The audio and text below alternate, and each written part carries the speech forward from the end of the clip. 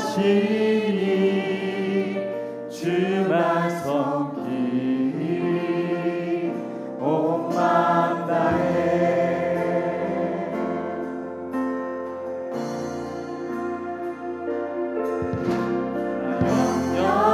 염려하잖아도 애쓸 것 하시니 오직 주의 얼굴 그하게 하소서. 이해할 수 없을 때라도 감사하며 날마다 순종하며 주 따르고 내 마음 고백하며 나아갑시다. 온 마음 다해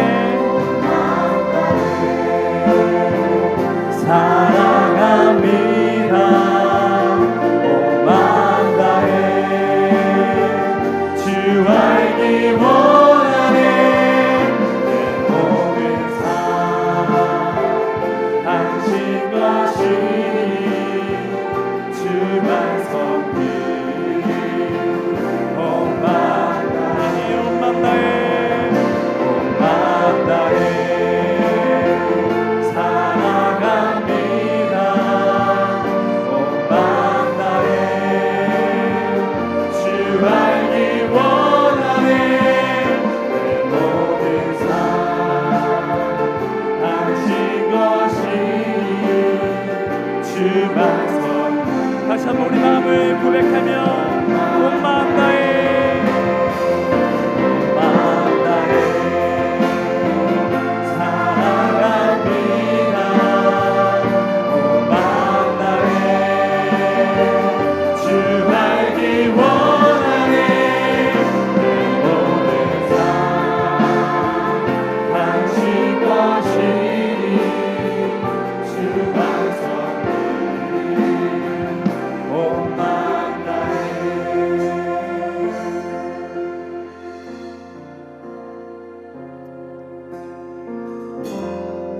아멘. 할렐루야. 주님이 말씀하십니다. 너희가 마음과 뜻과 힘을 다하여 주 너희 하나님을 사랑하라. 아멘. 많이들 일어나 계신데요. 지금 앉아 계신 분들 다 같이 일어나셔서 우리 하나님을 찬양했으면 좋겠습니다. 우리가 이 시간 예배자가 되어서 전능하신 하나님 한 분을 선포하며 나갔으면 좋겠습니다.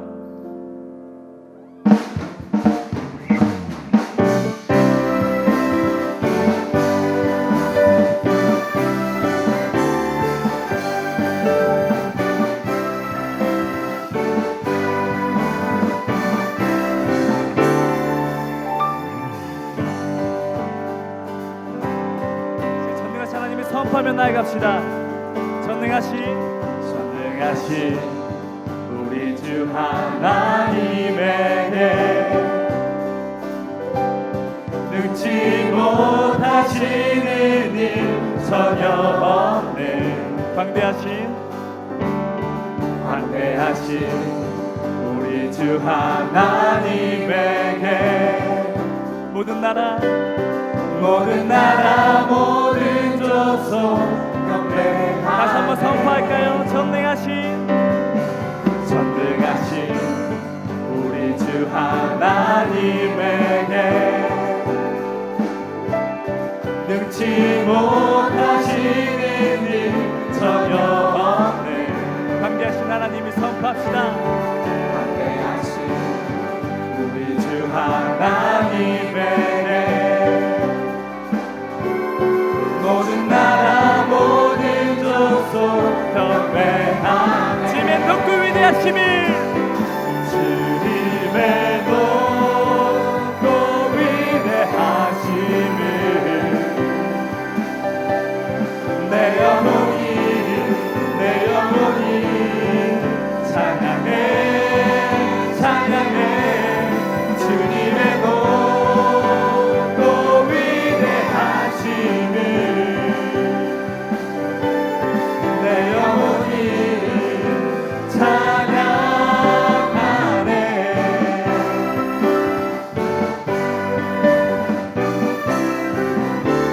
전능하신 우리 주 하나님에게 능치 못하신 위대하신 하나님을 찬양합시다. 담대하신 우리 주 하나님에게 모든 나라 모든 족속 모든 나라 모든 족속 우리 목소리로 변성하며 나갑시다. 주님의 높고 위대하심을 주님의 높고 위대하심을 내 영혼이 찬양해 찬양해 주님의 높고 위대하심을 내 영혼이 찬양하네.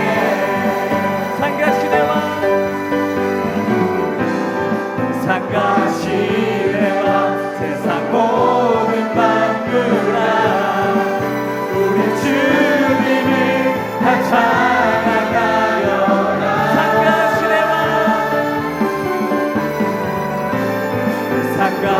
상가시대와 세상 모든 만물아 우리 주님을 다 찬양하여라. 주님의 높고 위대하심을 내 영혼이 찬양해 찬양해 주님의 높고 위대하심을 내 영혼이 다시 한번 주님의 생각하시면서 주님의 높고 위대하심을 주님의 높고 위대하심을 내 영혼이 찬양해 찬양해 주님의 높고 위대하심을 내 영혼이 다시 한번 잘 고백하며 나갑니다. 주님의 높고 위대하심을 주님의 높고 위대하심을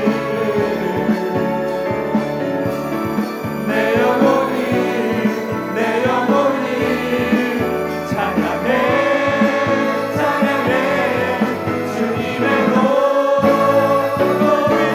위대하심을 내 영혼이 찬양하네.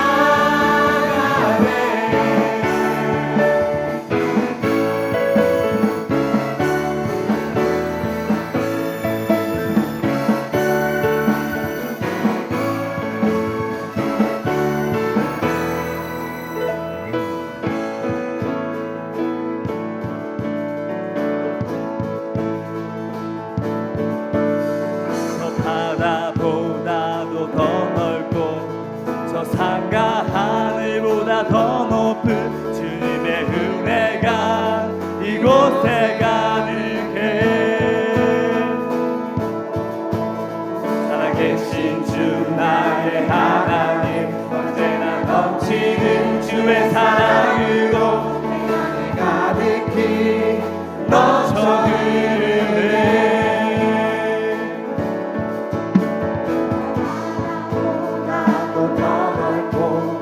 저 산과 하늘보다 더 높은 주님의 은혜가 이곳에 가득해.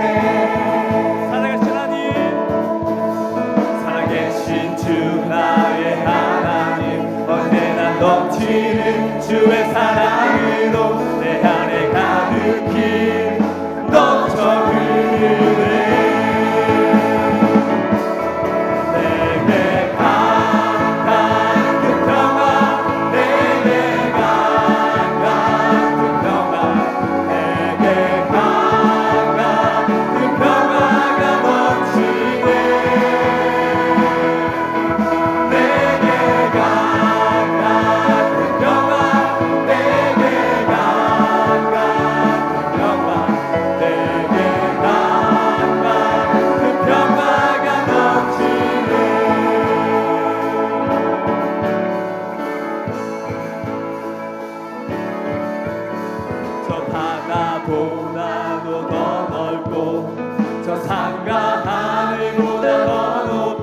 주님의 은혜가 이곳에 가득해. 살아계신 주 나의 하나님, 언제나 넘치는 주의 사랑으로 내 안에 가득히 넘쳐을 선포하며 나갑니다. 주 내게 가까운 평화, 내게 가까운 평화, 내게 가까운 평화가 넘치네. 내게 가까운 평화, 내게 가까운 평화, 내게 가까운 평화가 넘치네. 내게 가까운 평화, 내게 가까운 평화, 내게 가까운 평화, 내게 가까운 평화가 넘치네. 할렐루야. 내게 가까운 평화, 내게 가까운 평화, 내게 가까운 평화가 넘치네. 박수나서 선포하며 나갑시다.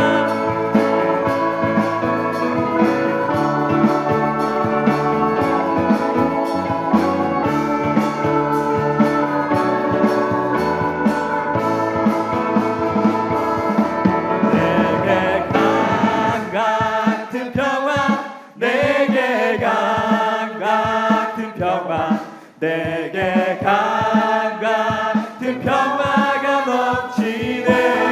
할렐루야. 내게 강같은 평화, 내게 강같은 평화, 내게 강같은 평화. 다시 한번 선포하시겠습니다.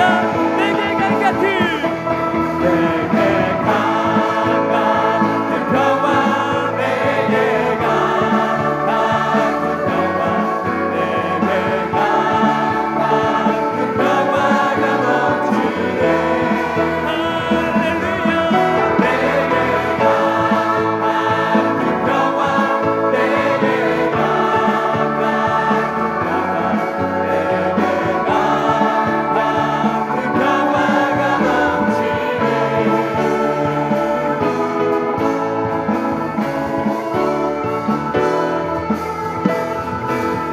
할렐루야. 하나님이 지혜 없이 고백하며 나아갑니다.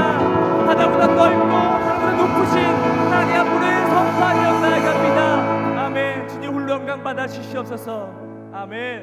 할렐루야. 이 시간 하나님이 우리를 예배자로 불러주셨습니다. 우리 이 시간 전능하시고 위대하신 그 하나님 한 분만 우리가 찬양으로 고백하며 나아가길 원합니다. 아멘. 나는 하나님을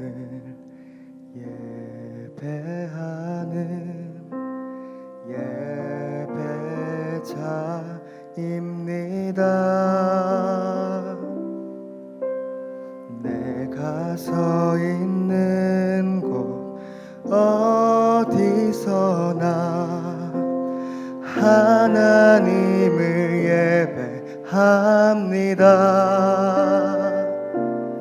내 영혼 거룩한 은혜를 향하여 내 마음 완전한 하나님 향하여 이곳에서 바로 이 시간 하나님을 예배합니다.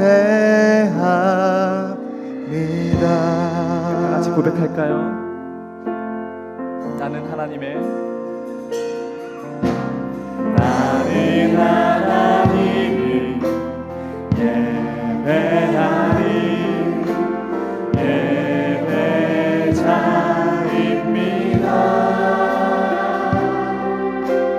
내가 서 있는 곳 어디서나 하나님을 예배합니다.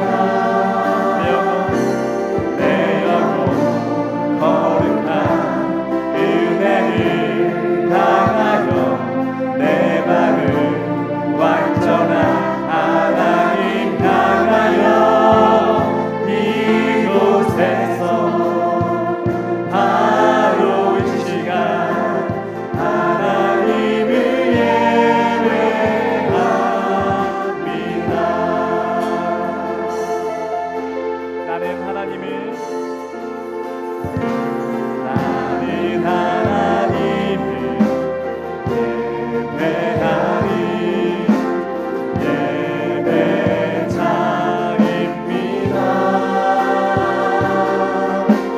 내가 서 있는 곳 어디서나 하나님을 예배하리 거룩한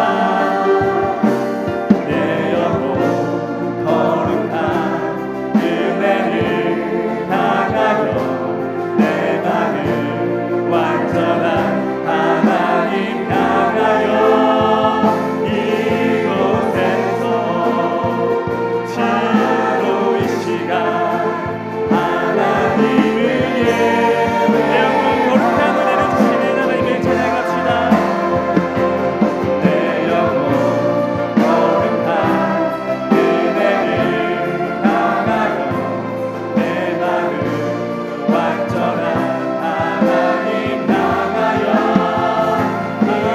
이곳에서 바로 이 시간 하나님을 예배하라.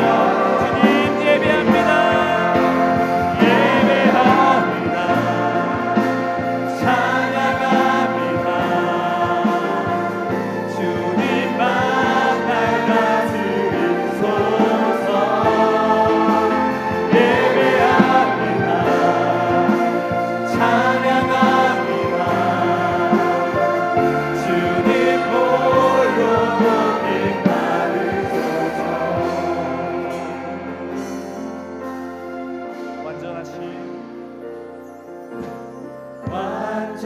완전하신 나의 주 의의 길로 날 인도하소서. 행하신 모든 일 주님의 영광. 이 시간 우리의 마음을 주께 고백하며 나아갑니다. 주님 예배합니다. 예배합니다. 찬양합니다.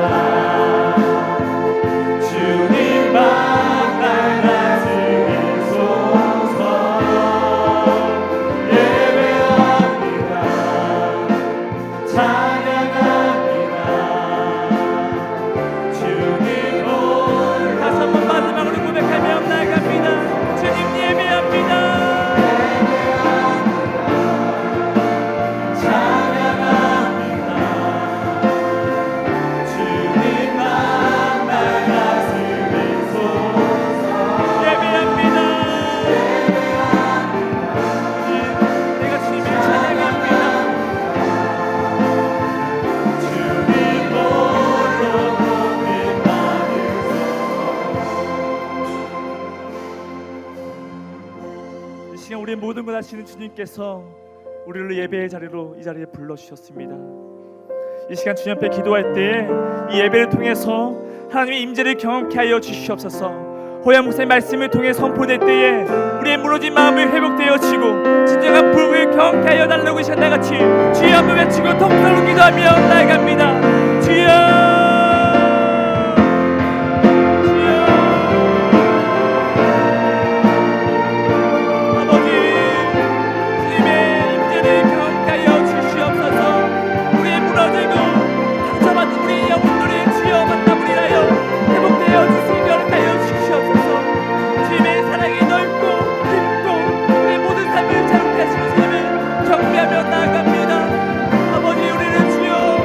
예배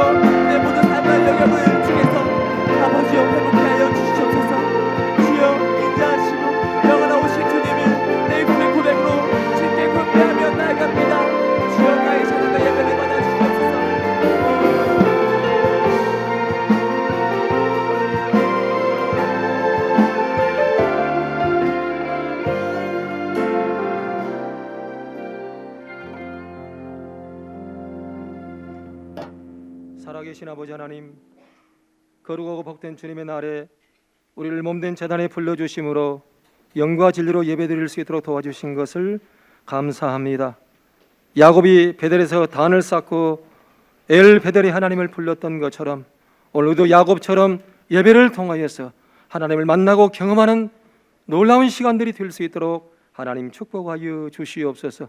닫힌 문을 여시는 하나님을 만나게 하시고 우리 문제를 해결하시는 주님을 만나게 하시고 환난 날에 응답하시는 하나님을 만나게 하시고 대적들을 물리치시는 하나님을 만나게 하시고 한때 두때 세때를 이루게 하시는 번성케 하시는 하나님을 만나는 놀라운 시간이 될 수 있도록 하나님께서 축복하여 주시옵소서. 하나님, 우리가 눈을 들어서 주님의 십자가를 바라볼 때 우리 모든 죄, 우리 모든 허물, 우리 모든 상처를 하나님께서 치료하시고 우리가 목소리 높여서 주님을 찬양할 때 성령의 감동으로 이 성전이 진동할 수 있도록 하나님께서 도와주시고 우리가 부르짖어 기도할 때 이 기도가 하나님 보좌의 영광의 향기가 되어서 하나님의 뜻이 이 땅에 이루어질 수 있도록 하나님께서 도와주시고 우리의 드리는 헌신과 예물이 과부의 두렸던처럼 저렇게 연락되는 예물이 될 수 있도록 하나님께서 도와주시고 오늘 선포되는 말씀을 통해서 우리가 새롭게 회복되고 거듭나는 놀라운 시간들이 될 수 있도록 하나님께서 축복하여 주시옵소서.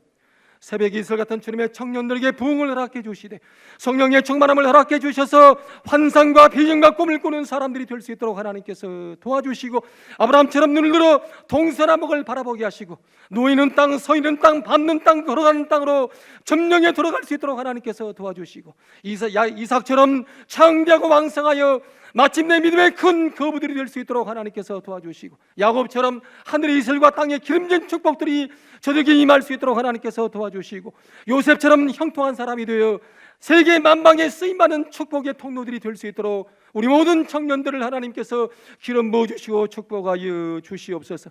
믿음 없인 사람을 기쁘시게 하지 못한다 말씀하셨사오니 약한 자를 강하게 하신 하나님, 어리석은 사람에게 지혜를 주신 하나님, 우리 병든 사람들을 불러서 고쳐주시는 하나님, 우리 안 되는 것을 되게 하신 하나님을 전능하신 하나님을 믿고 나가게 하심으로 우리 작은 자가 천을 이루고 약자가 강국을 이룰 수 있도록 하나님께서 도와주시고 미약한 시작으로 창대의 축복을 이루내는 믿음의 모든 주인공들이 될 수 있도록 우리 청년들을 축복하여 주시옵소서.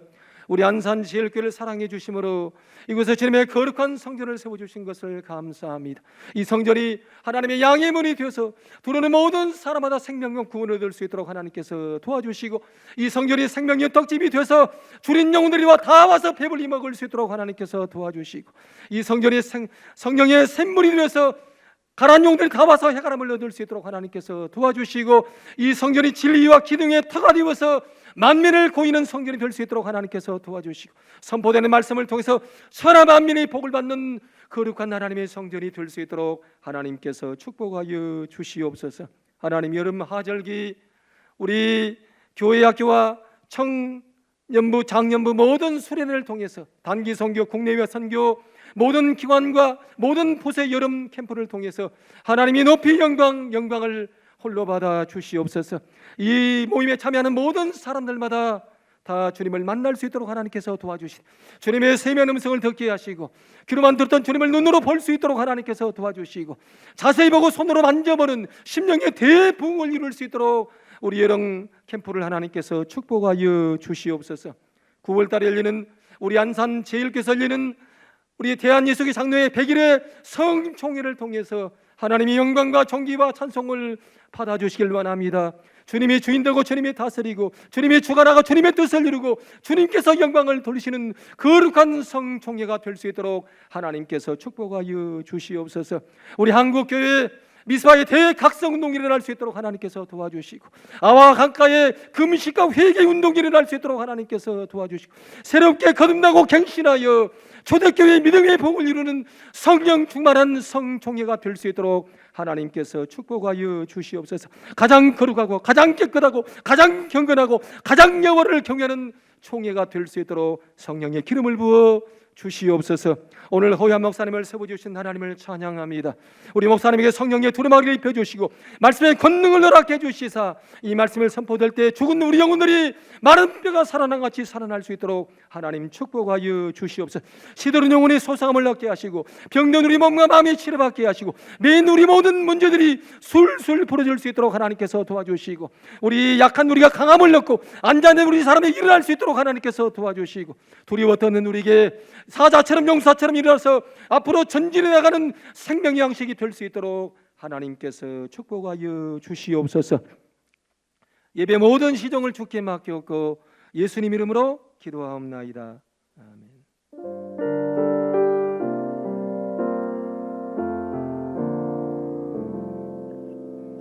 하나님께서 오늘 우리에게 주시는 말씀은 욥기 1장 1절에서 2절까지의 말씀입니다. 욥기 1장 1절에서 12절까지의 말씀, 이 말씀을 제가 봉독해 올리도록 하겠습니다. 우스 땅에 욥이라 불리는 사람이 있었는데 그 사람은 온전하고 정직하여 하나님을 경외하며 악에서 떠난 자더라. 그에게 아들 7과 딸 3이 태어나니라. 그의 소유물은 양이 7,000마리요 낙타가 3,000마리요 소가 500결이요 암나귀가 500마리이며 종도 많이 있었으니 이 사람은 동방 사람 중에 가장 훌륭한 자라. 그의 아들들이 자기 생일에 각각 자기의 집에서 잔치를 베풀고 그의 누이 3명도 청하여 함께 먹고 마시더라. 그들이 차례대로 잔치를 끝내면 욥이 그들을 불러다가 성결하게 하되 아침에 일어나서 그들의 명수대로 번제를 드렸으니 이는 욥이 말하기를 혹시 내 아들들이 죄를 범하여 마음으로 하나님을 욕되게 하였을까 함이라. 욥의 행위가 항상 이러하였더라.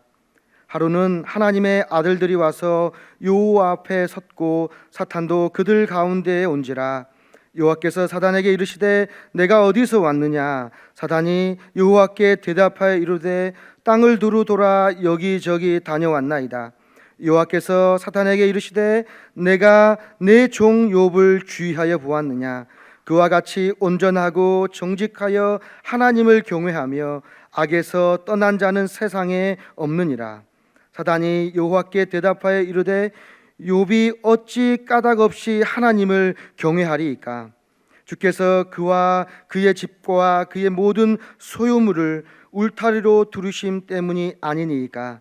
주께서 그의 손으로 하는 바를 복되게 하사 그의 소유물이 땅에 넘치게 하였음이니이다. 이제 주의 손을 펴서 그의 모든 소유물을 치소서. 그리하시면 틀림없이 주를 향하여 욕하지 않겠나이까.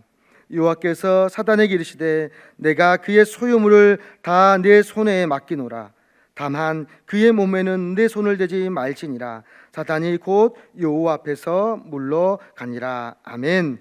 호야 목사님 나오셔서 까닭 없이 하나님을 경외하리이까라는 말씀으로 하나님 말씀 선포하시겠습니다.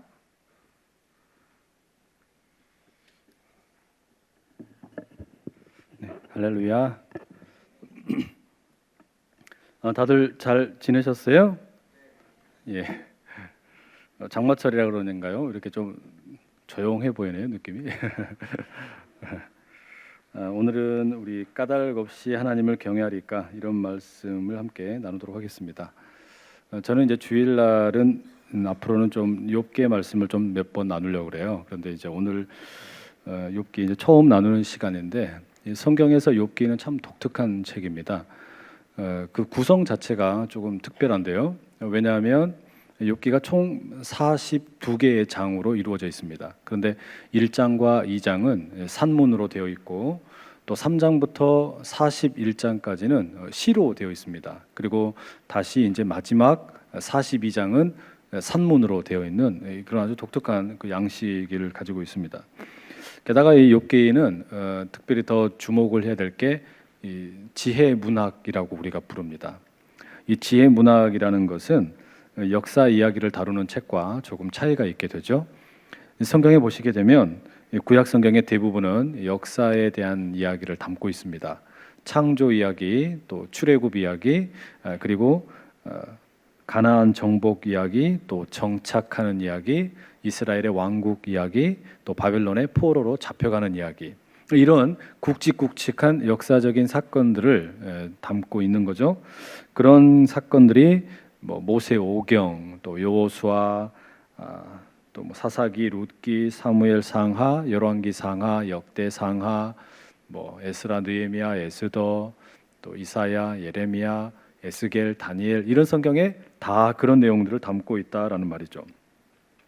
여러분, 우리가 우리 나라의 역사를 배울 때도, 또 우리 민족의 역사를 배울 때도 우리가 어떻게 이 역사를 배웁니까? 이 굵직굵직한 사건들을 통해서 배우잖아요. 그래서 뭐 대한민국의 역사를 배운다 그러면 뭐 임진왜란, 또 뭐 병자 호란, 또 일제 식민지 시대, 6.25 전쟁, 또 군부 독재, 민주화 운동, 이런 것들, 아주 굵고 커다란 사건들을 중심으로 다루게 됩니다. 그게 이 역사서의 특징이죠. 그런데 성경에는 이런 역사에 대한 이야기만 있는 게 아니고 우리가 아주 흔하게 접할 수 있는 일상의 소소한 이야기도 등장을 합니다. 우리가 어디에서나 접할 것 같은 일상적인 경험들, 예를 들면 뭐 말하는 방법, 뭐 돈의 문제, 뭐 친구와의 관계, 또는 뭐 성의 문제, 가족의 관계, 또는 뭐 토지를 어떻게 할 건가, 뭐 돈은 어떻게 다룰 건가, 이런 대단히 일상적인 작은 이야기들도 등장을 한다는 말이에요. 그런 것 속에 하나님께서 어떻게 우리에게 가르침을 주시나, 이런 내용들이 들어있어요. 바로 그런 이 일상의 소소한 문제를 다루는 걸 지혜 문학이라고 부르고, 그 대표적인 책들이 잠언, 또 전도서, 그리고 오늘 읽은 이 욥기의 말씀입니다. 이 지혜 문학은 그렇게 아주 커다란 거시적인 이야기보다는 미시적인 소소한 이야기에 관심을 갖게 되니까 우리가 교회 밖에서도 들을 법한 이런 이야기들이 소개되곤 합니다. 인생을 어떻게 살아야 할 것인지에 대한 그 지침을 주고 윤리적인 이야기를 많이 들려주고 있는 것이죠. 이 대표적인 작품이 잠언이에요. 근데 잠언의 핵심 내용이 뭡니까? 하나님을 잘 섬기면 복을 받고, 또 하나님을 우리가 잘 믿으면 하나님께서 귀한 것을 누리게 해주실 것이다. 이런 믿음의 이야기가 일상의 소소한 관점에서 소개되고 있는 겁니다. 이걸 달리 말하면 하나님은 선한 분이고 하나님을 믿는 분에게 그 하나님께서는 선하게 대해 주신다. 이렇게 우리가 정리할 수 있겠죠.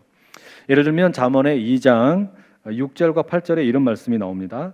대저 여호와는 지혜를 주시며 지식과 명철을 그 입에서 내심이며 그는 정직한 자를 위하여 완전한 지혜를 예비하시며 행실이 온전한 자에게 방패가 되시나니 대저 그는 정의의 길을 보호하시며 그의 성도들의 길을 보전하려 하심이니라.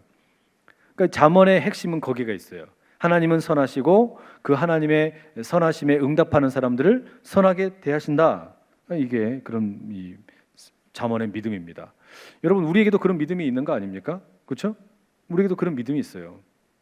저는 그 대학 시절에 아주 짧게 선교단체에 이렇게 머문 적이 있습니다. 여름이 되면 이 선교단체가 전국 수련회를 합니다. 그래서 그것에 한번 참여한 적이 있는데, 지금은 돌아가신 그 김준곤 목사님께서 설교를 하셨어요. 근데 이분 설교할 때는 아주 하이라이트가 있습니다. 그게 뭐냐면 그 백문일답이라는 시간입니다. 질문을 이렇게 하시는 거예요.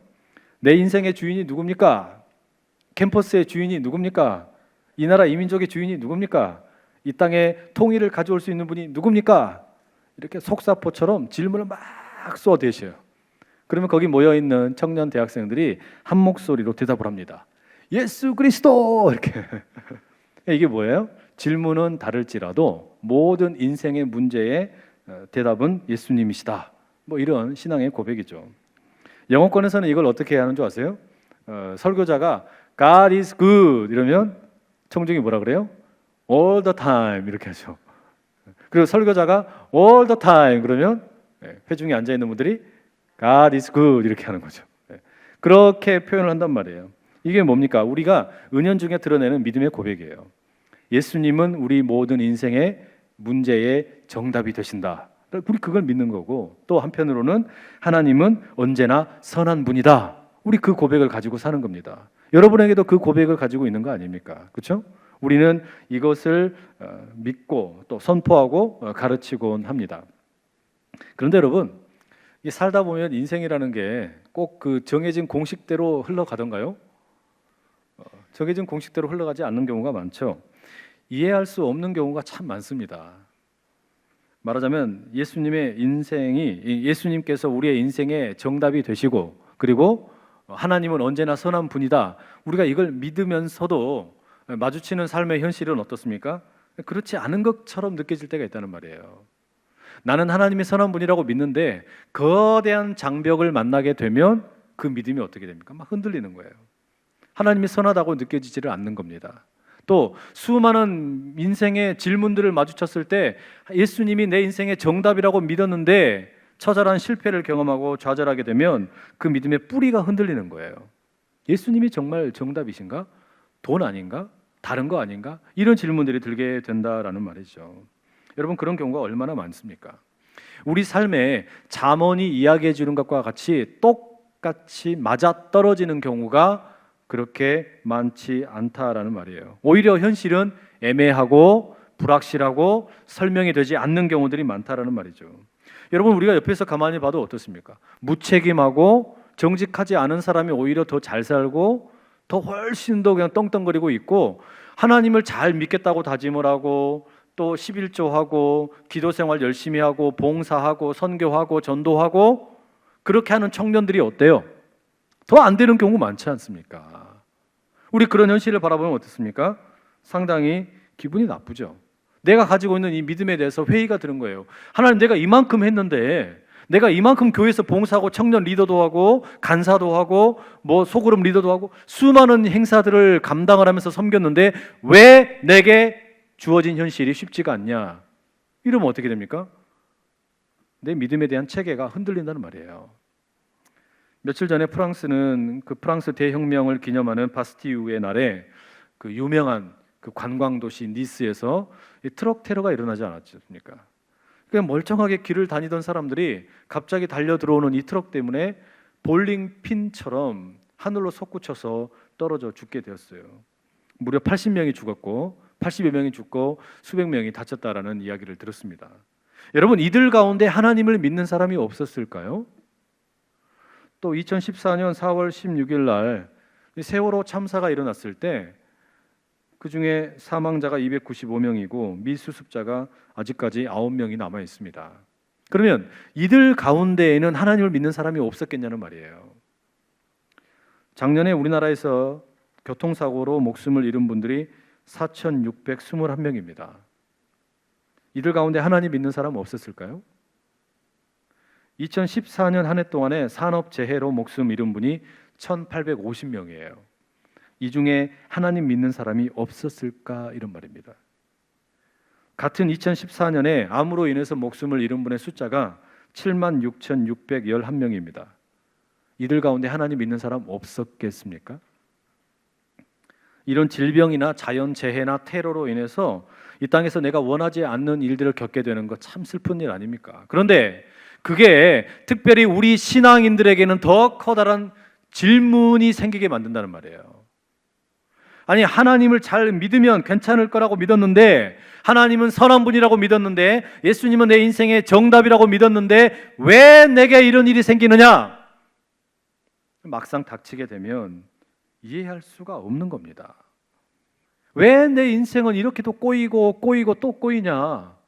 도대체 왜 이렇게도 힘든 일 투성이냐? 이게 여러분, 우리 주변에 수많은 질문들이 생길 수밖에 없다는 말이죠.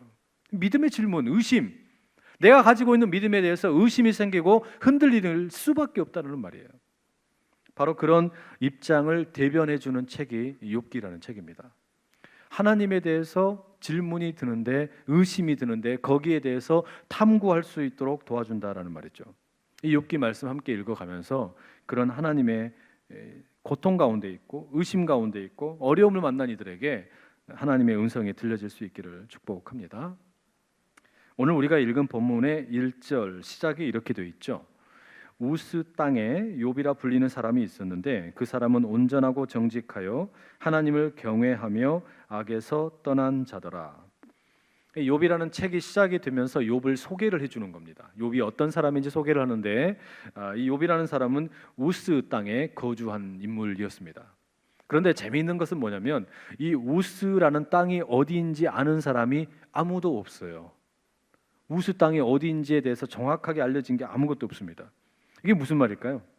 이 욥이라는 인물이 역사적인 인물이기보다는 우리가 텔레비전을 통해서 볼 때 드라마에 등장하는 일종의 그 캐릭터처럼 생각하는 게 더 좋다라는 말이죠. 여러분 최근에 그 가장 인기 있었던 드라마는 아마 그 태양의 후예가 아닌가 생각이 돼요. 다들 보셨어요? 예, 재밌게 보셨죠? 그럼 거기에 등장하는 그 유시진 대위와 결혼하겠다고 국방부에 전화해 가지고 소개시켜 달라고 하면 그게 가능합니까? 안 됩니까? 그건 택도 없는 일이에요. 택도 없는 일이에요. 그러면 정말 곤란하지 말입니다. 거기에 또 그 강모연 선생님처럼 나는 예쁜 의사 선생님에게 진료 받겠다고 병원에 가서 찾아보십시오. 있습니까?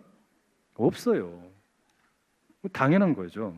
유시진 대위와 강모연 선생은 진짜 현실에는 없는 존재입니다. 그런데도 우리는 드라마를 보면서 어떻습니까? 때로 웃고 때로 울기도 합니다.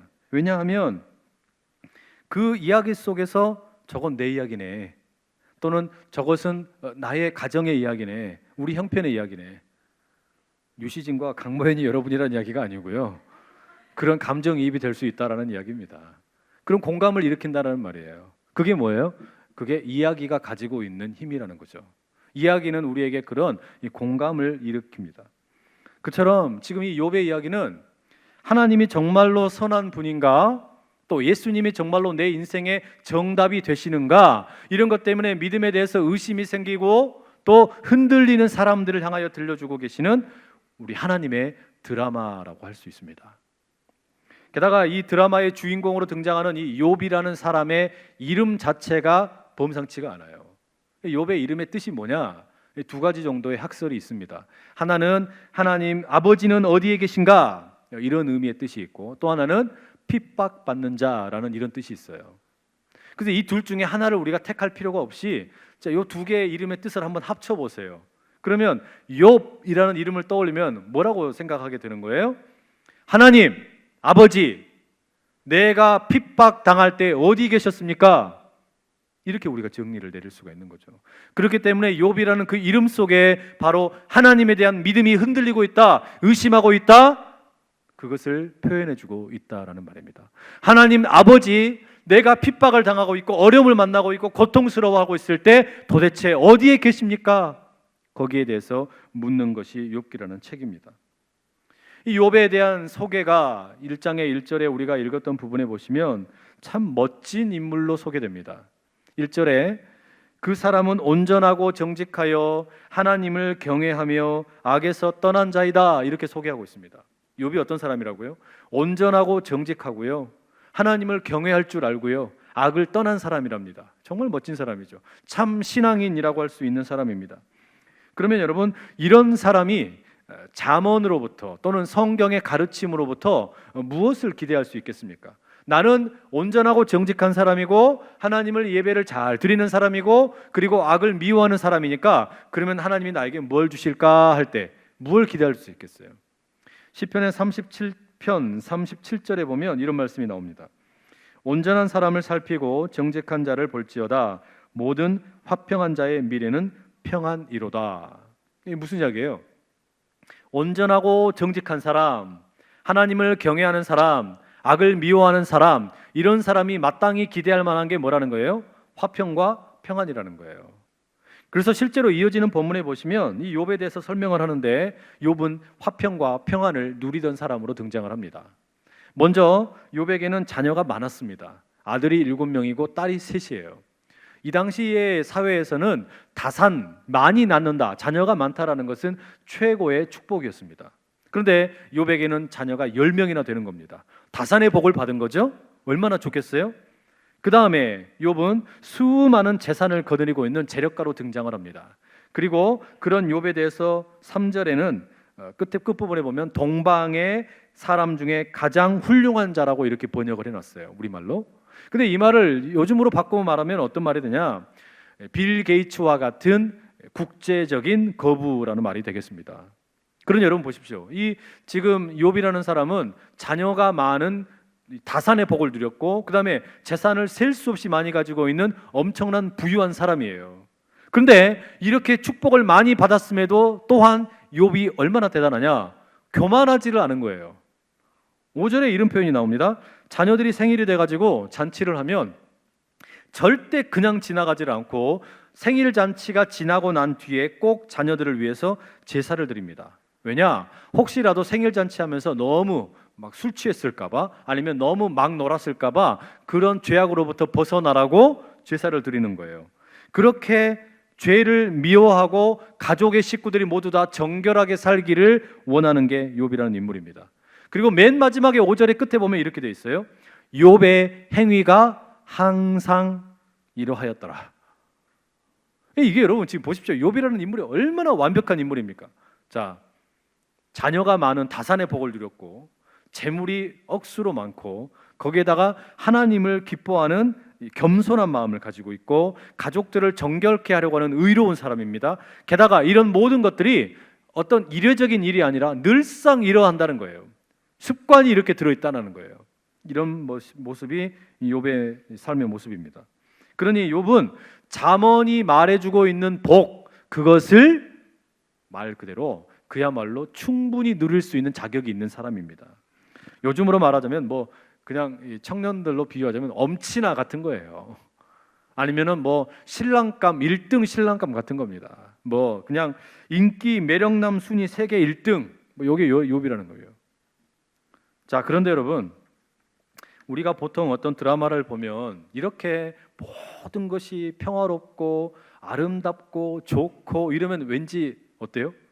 불안하죠. 그 다음에 주어지는 이야기는 꼭 어떤 이야기가 등장합니까? 그 완벽했던 것이 막 깨지는 이야기 막 나오잖아요. 그렇죠? 그래서 이 욥기에 이제 6절에 가게 되면 이 장면 전환이 일어납니다. 땅의 이야기, 욥에게 향해 있던 그 카메라의 앵글이 이제 이동을 하는 거예요. 하늘의 이야기로 각도가 바뀌는 거죠. 그리고 6절 이렇게 소개하죠. 하루는 하나님의 아들들이 와서 여호와 앞에 섰고 사탄도 그들 가운데에 온지라. 지금 땅에서 완벽하게 살고 있는 욥이라는 인물을 보여준 후에 하늘에서 어떤 일이 진행되는 것에 대하여 이제 장면 전환을 이루는 겁니다. 왠지 모든 평화롭던 것이 파국으로 치닫기 전에 폭풍 전야 같은 그런 모습을 보여주는 거죠. 실제로 그렇습니다. 지금 땅에 살고 있는 욥은 앞으로 무슨 일이 일어날지 아무것도 몰라요. 그저 매일같이 평화롭게 살고 있을 뿐입니다. 우리도 마찬가지 아닙니까? 그냥 즐겁게 행복하게 살고 있는 나날들이 있을 수 있어요. 그런데 어느 날 느닷없이 불행이라는 것이 느닷없이 찾아오는 거예요. 고통이라는 것이 느닷없이 찾아온다는 말이죠. 그런 일을 겪게 될 때 우리가 하늘에서 무슨 일이 진행되고 있는지 알 수 있습니까? 아무것도 모르는 거예요.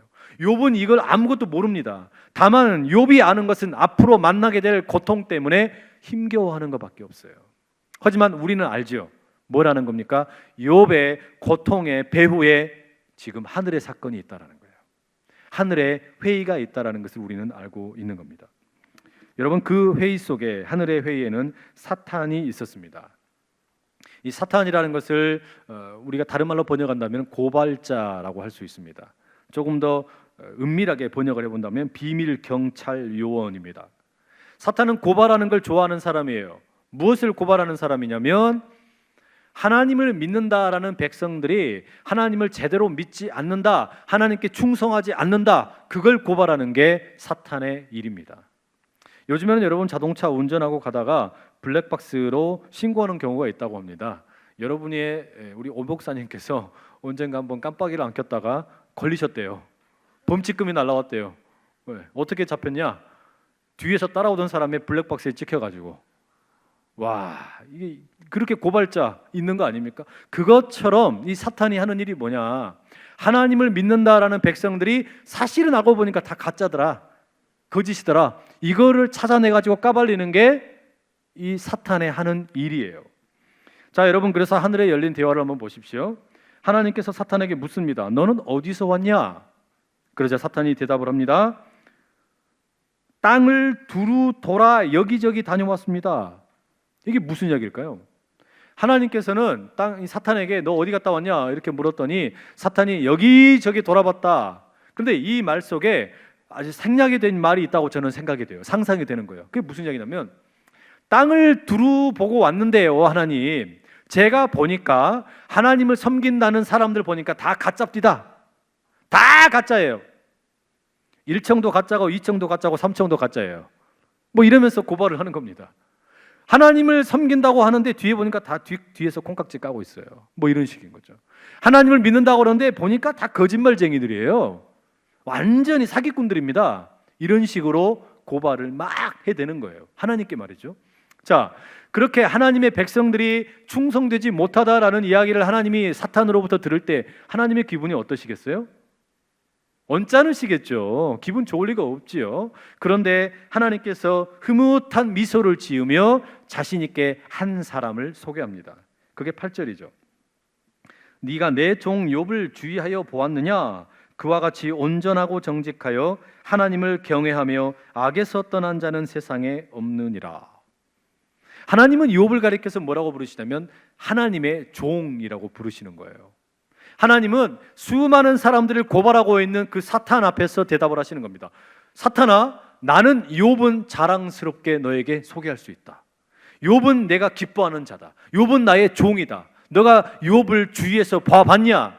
나는 너에 대해서 분명하게 논박할 수 있다라고 뿌듯하게 소개를 하는 거예요. 바라기는 여러분, 저와 여러분이 하나님 보시기에 그렇게 뿌듯하게 자랑할 만한 사람 되기를 축복합니다.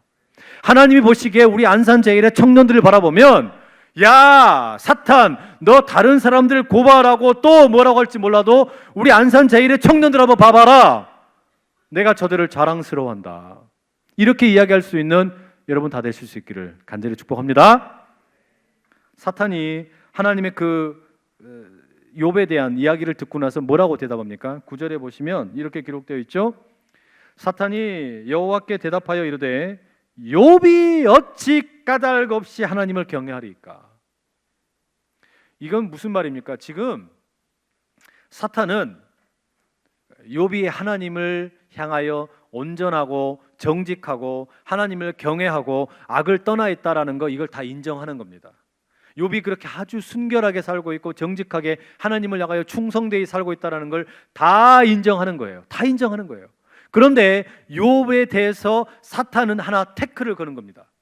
까닭 없이 그렇게 할 이유가 없습니다. 까닭 없이 하나님을 경외하겠습니까? 달리 말하면 뭔가 이유가 있다라는 거예요. 그렇게 하는 데는 뭔가 원인이 있다라는 거죠. 욥이 아무 이유 없이 경건할 거라고 생각하십니까?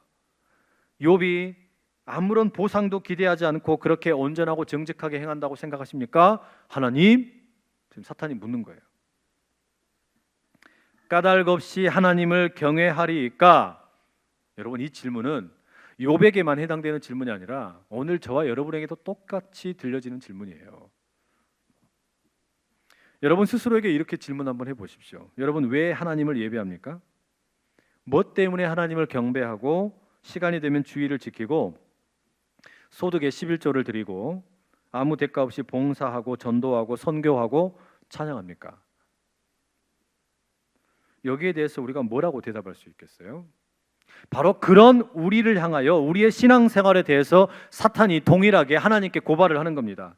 하나님, 까닭 없이 안산제일의 청년들이 하나님을 경외합니까? 까닭 없이 저들이 하나님을 찬양합니까? 까닭 없이 저들이 하나님께 11조 드립니까? 까닭 없이 선교하고 전도하고 봉사하고 찬양합니까? 나는 왜 하나님을 예배하는가? 여러분 대답이 뭡니까? 오늘 예배를 마치시거든 일주일 동안 한번 묵상을 해보시기를 바랍니다. 이 사탄의 이 질문, 이 도발, 까닭 없이 하나님을 경외하리까? 이 질문은 오늘 우리의 심장을 깊숙이 파고 들어오고 우리의 내면의 은밀한 것을 들추어내는 질문입니다. 종교 심리학자들이 이런 이야기를 해요. 종교는 비본질적인 종교가 있고 본질적인 종교가 있다. 이 비본질적인 종교라는 것은 어떤 거냐면 사람들이 기독교를 예로 들어서 하나님을 믿기는 믿는데 왜 믿냐? 하나님을 자기가 원하는 어떤 목적을 이루기 위한 수단과 도구로 삼아서 믿는 것, 이걸 가리켜서 비본질적인 종교라고 말해요. 우리 교회로 예로 든다면 그럴 경우에 교회는 무엇이 되는 겁니까? 자신의 사회적인 신분을 유지하고 어떤 친교를 위한 소셜 클럽이 되는 겁니다. 또 교회가 이렇게 될 경우에 비본질적인 종교가 되어버리면 이 교회는 그냥 내 마음의 평안을 얻기 위한 일종의 심리 상담 치유 센터에 불과하게 되는 거예요. 여러분, 여기가 그러니까 그냥 단지 내 필요, 내 목적을 얻기 위한 수단과 도구가 된다 그러면 그것은 이 나의 신앙이라는 것이 비본질적인 종교라는 거예요. 내 신앙이라는 것이 그냥 이 자리에서 직업을 얻기 위해 또는 배우자를 얻기 위해 여자친구를 만나기 위해 남자친구 만나기 위해 아니면 뭐 놀기 위해 이렇게 왔다 그러면 그것은 우리의 신앙이 비본질적인 신앙이다라는 말이 되는 거죠. 그럼 본질적인 종교라는 건 어떤 거겠습니까? 하나님을 믿는데 하나님을 다른 어떤 목적을 위한 수단이나 도구가 아니라 하나님이 목적이 되는 경우가 본질적인 종교라는 겁니다. 하나님 자체가 목적이라는 거, 그게 본질적인 신앙이라는 거예요. 그러니 지금 이 사탄이 던지는 이 질문, 까닭 없이 하나님을 경외하리까, 이 질문은 당신에게 하나님은 수단입니까? 목적입니까? 이 질문과 동일한 거예요. 여러분에게 하나님은 수단입니까?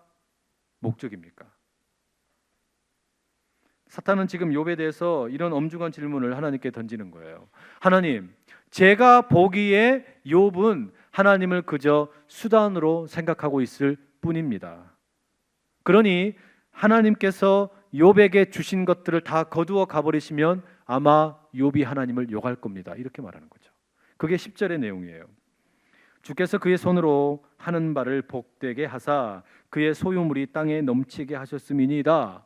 욥이 왜 하나님을 경외하냐? 사탄의 이야기는 하나님께서 욥에게 복을 많이 주셨으니까, 소유물을 많이 주셨으니까, 재산을 많이 주셨으니까, 남자친구, 여자친구, 또 직업 좋은 거 다 주셨기 때문에 하나님을 잘 섬긴다, 이렇게 말하는 거예요. 그러자 11절에 이제 사탄이 하나님에게 뜻밖의 제안을 하나 딱 던집니다. 그러니까 이제 주의 손을 펴서 그의 모든 소유물을 치소서, 그리하시면 틀림없이 주를 향하여 욕하지 않겠나이까. 하나님께서 안산 제일의 청년에게 건강도 주셨고 여자친구도 주시고 남자친구도 주시고 결혼도 하게 하시고 직업도 주시고 좋은 거 많이 주셨잖아요. 그러니까 저들이 하나님을 예배하는 거 아닙니까? 그러니까 저들에게 준 거 다 한번 거두어 가 보십시오. 그러면 분명히 아마 하나님 욕할걸요. 지금 이렇게 사탄이 하나님께 도발을 하고 있다라는 말이죠. 여러분, 이것은 결국 이 사탄의 질문의 핵심 속에 무엇이 들어있음을 알 수 있습니까? 하나님은 욥을 믿어주세요. 하나님은 욥을 자랑합니다. 하나님은 욥을 기뻐합니다. 하나님은 욥을 당당하게 소개했습니다. 그런데 사탄은 그렇게 믿질 않는 거예요. 아닐걸요. 하나님은 욥을 믿을지 몰라도, 하나님은 욥을 사랑하실지 몰라도, 하나님은 욥을 기대하시고 자랑스러워할지 몰라도 욥은 아닐걸요. 욥은 하나님을 그냥 수단과 도구로 생각할걸요. 지금 하나님과 욥 사이를 이간질시키는 거죠. 하나님과 욥 사이를 갈라놓는 겁니다. 하나님과 욥 사이에 내밀한 은밀한 사랑이란 존재하지 않는다라고 선언을 해버리는 거예요. 그러니 여러분, 앞으로 이제 이어지게 될 욥기에 등장하는 모든 고통, 그것은 결국 다 뭐가 되는 겁니까? 하나님과 욥 사이에 진짜 사랑이 있느냐, 진정한 신뢰가 있느냐, 진정한 자랑이 있느냐, 이거를 검증하는 것이 된 거겠죠. 여러분, 욥을 향한 이 하나님을 향해서 사탄이 고발하는 것은 우리가 십자가에서도 볼 수 있는 것들입니다. 예수님께서 이 땅에 오셔가지고 하나님의 일을 감당하고 십자가의 길을 가려고 하니까 사탄이 와가지고 계속 깐죽대지 않습니까? 뭐 하려고 그렇게 고난의 길을 가려고 그래? 가지마. 내가 더 잘해줄게. 나에게 절해. 나에게 절하고 엎드리면 내가 잘해줄게. 이렇게 하면서 사탄은 하나님과 아들 예수 그리스도의 사이를 이간질시키는 일을 계속해서 하는 거예요. 계속해서 그렇게 예수님의 가는 길을 방해하는 겁니다. 그리고 예수님께서 십자가에 달려 돌아가시게 될 때까지 사탄은 끝까지 예수님을 물고 늘어졌죠. 그래서 예수님 뭐라 그러세요? 욥의 그 이름처럼 하나님 아버지, 내가 지금 핍박당하고 있을 때 어디에 계십니까? 예수님이 이렇게 말씀하시잖아요. 아버지, 아버지, 어찌하여 나를 버리십니까? 울고 계시는 거예요. 그런데 그 울고 계시는 고통의 자리가 희한한 일이 벌어집니다. 우리가 생각하기에는 이 정도의 자리가 되어버리면 이제는 하나님과 예수님 사이에 절교가 돼야 될 것 같고 그 사이에 모든 관계는 다 사라져야 될 것 같은데, 희한하게 이 고통의 자리에서 무슨 일이 생깁니까? 하나님과 예수님이 더 깊은 사랑의 관계를 보여주시는 거예요. 이 고통의 자리에서 하나님과 예수님이 정말 하나가 되는 걸 보여주시는 거예요. 하나님과 예수님이 아버지와 아들로 얼마나 깊은 사랑의 관계 가운데 있는지를 우리에게 보여주는 자리가 십자가라는 말이에요. 그러니 예수님 마지막에 숨을 거두시기 전에 뭐라고 말씀하세요? 아버지, 내 영혼을 아버지의 손에 부탁드립니다. 이 얼마나 역설적인 일이 일어납니까? 십자가의 그 고통의 자리, 우리가 생각할 때는 도저히 내가 버림받았기 때문에 더 이상의 관계 유지가 불가능하다, 이렇게 생각할 것 같은 그 자리에서 하나님과 예수님은 가장 깊은 사랑의 관계를 보여주시는 겁니다. 여러분, 우리는 이렇게 하지 못하잖아요. 우리는 누군가와의 관계에서 고통이 찾아오고 어려움이 찾아오게 되면 어떻게 됩니까? 바로 갈라서죠. 하나님께서 짝지어 주신 부부라고 해도 어려움이 만나와가지고 십자가와 같은 고통이 생기면 쉽게 헤어져 버립니다. 사랑하는 사람을 만났다가도 둘 사이에 고통이 생기면 우리는 갈라져 버리는 게 우리의 습성이에요. 그런데 예수님과 하나님의 관계의 십자가는 다르단 말이에요. 어떤 일이 벌어져요? 이해할 수 없이 고통의 자리에서 하나님과 예수님이 더 깊은 사랑을 보여주시는 거예요. 여러분, 우리는 어떻습니까? 우리는 욥처럼 똑같이 이 땅에 살아가는 유한한 존재입니다. 언젠가 우리는 다 죽을 수밖에 없고 수명을 마칠 수밖에 없죠. 우리는 하늘에서 지금 어떤 일이 벌어지고 있는지 알지 못합니다. 오늘은 이렇게 지내고 난 다음에 내일 당장 무슨 일이 일어나게 될지 모른다는 말이에요. 내 인생에 쓰나미가 몰려올 거라고 우리가 짐작이나 하겠냐 이 말이죠. 몰라요. 우리는 아무것도 모릅니다. 때로 원인을 알 수 없는 그런 고통이 찾아온다는 거 막을 길이 없다는 말입니다. 느닷없는 자연재해로 사랑하는 가족을 잃을 수 있고, 교통사고를 만나서 어려움을 만나기도 하고, 질병으로 인해서 참 많은 고통을 겪고 있는 일이 우리 자신에게 그리고 우리의 가족에게 얼마나 빈번하게 일어납니까? 여러분, 이런 고통을 만나게 되면 우리는 자연스럽게 의심이 생겨요. 하나님, 내가 정말 믿을 만한 분인가? 하나님은 정말로 선한 분인가? 예수님이 정말로 내 인생의 정답이 되시는가? 우리는 질문을 던지고 의심할 수밖에 없다는 말이죠. 하지만 여러분, 기억을 해야 되는 겁니다. 만약에 나에게 그리고 여러분에게 하나님이 수단이나 도구가 아니라 진정한 나의 신앙의 목적이라면, 그리고 내가 하나님을 이용하는 것이 아니라 하나님의 길을 걸어가는 것이라면, 그 고통과 아픔의 자리에서 주님과 내가 더 깊은 사랑으로 하나 되게 될 줄로 믿습니다. 우리 주님은 우리에게 찾아오는 수없이 많은 절벽과 같은 일, 좌절되는 일, 취업이 되지 않고 학교에 진학이 되지 않고 관계가 깨지고 이런 아픔들이 일어날 때마다 부모님과의 관계가 어렵고 사랑하는 가족이 우리 곁을 떠나게 되고 그런 수없이 많은 너무나 고통스러운 일들을 경험하게 될 때, 그래서 그 하나님을 향한 우리의 신앙이 흔들리게 될 때 도리어 예수님의 십자가에 찾아가신 것처럼 찾아오셔서 우리를 만나주기를 원하신다는 거죠. 그러니 여러분, 우리 하나님은 그저 우리를 고통스럽게 하는 못된 신이 아닙니다. 내 아픔과 고통과 상처의 현장에 찾아오셔서 동행해 주시는 분입니다. 여러분, 오늘은 여러분에게 내가 왜 이런 고통을 당하냐고, 내가 왜 이런 어려움을 당하냐고 물으신다면 정답을 드릴 수가 없습니다. 다만 말씀드릴 수 있는 게 있다면, 여러분의 고통의 자리와 상처와 아픔의 자리 가운데 우리 주님께서 함께 하시며, 역설적이게도 그 고통의 자리에서 우리는 더 깊은 하나님과의 사랑과 교제를 갖게 될 것이라는 말밖에 드릴 수가 없어요. N4 세대라고 불리울 만큼 너무나 좌절할 수밖에 없는 어려운 시기를 살고 있는 우리 청년 여러분, 너무나 많이 힘들잖아요. 하나님 믿지 않는 청년들이 더 떵떵거리고 잘 사는 것처럼 보이고, 훨씬 더 유리하게 취업의 길을 잘 들어가는 것처럼 보이고 더 훨씬 더 좋은 사람 만나는 것처럼 보이고 아무런 문제 없이 살고 있는 것처럼 보이는 저들과 달리 하나님, 나는 정말 하나님 믿겠다고 이렇게 열심히 살고 있고 하나님께 헌신하겠다고 내 삶을 드리고 예수님이 내 인생의 정답이라고 믿고 살아가는데 왜 내게는 이렇게 많은 고통이 찾아옵니까? 나는 왜 이렇게 형편이 나아지지를 않습니까? 그렇게 묻는 여러분에게 앞으로 그 형편이 나아질 거라고 저는 자신 있게 말씀드릴 수가 없습니다. 여러분이 지금 걸어가고 있는 그 길, 오늘보다 내일에 여러분의 형편이 더 좋아질 거라고 자신 있게 말씀드릴 수는 없어요.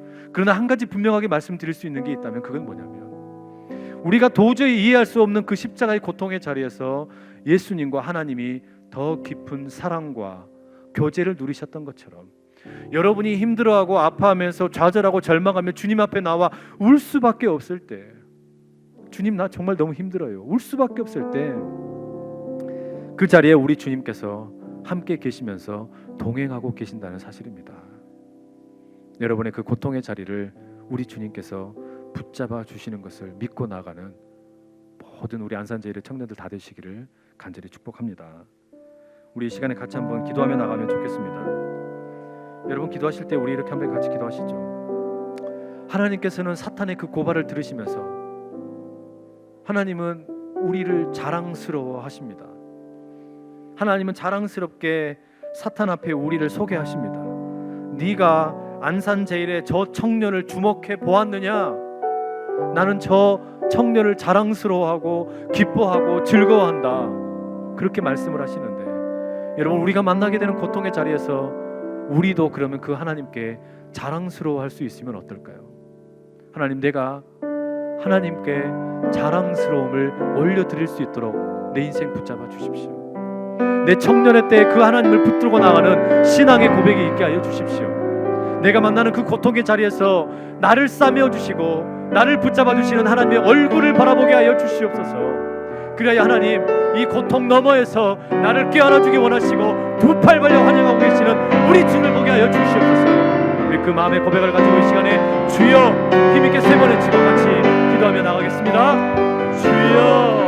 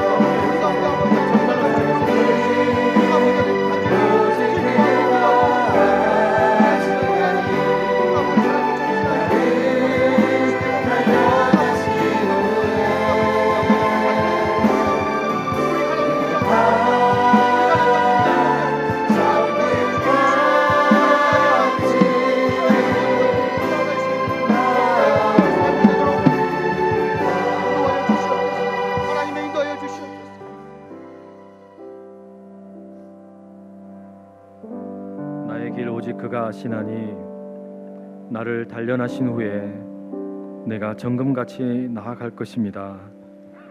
욥의 고백처럼 주님, 하나님께서 나를 자랑스러워 하셨는데 심지어 고발자인 그 사탄 앞에서도 내가 저 청년을 자랑스러워한다라고 말씀해 주셨는데 주님, 우리의 삶에 찾아오는 고통과 아픔과 상처 앞에서 우리도 그 하나님을 자랑스러워할 수 있게 하여 주시옵소서. 내가 섬기는 하나님이 나의 다른 목적을 위한 수단이나 도구가 아니라 하나님 그분이 바로 나의 인생의 목적이라고 고백하며 달려가는 위대한 주의 청년들 다 될 수 있도록 은혜 베풀어 주시옵소서. 바로 그러한 삶을 살아갈 때 내 고통의 자리에 찾아오셔서 내가 너와 함께한다, 고통의 너머에서 나를 껴안아 주시는 우리 주님을 바라볼 수 있게 하여 주시옵소서. 살아계신 우리 주님 예수 그리스도의 이름으로 간절히 기도드립니다. 아멘.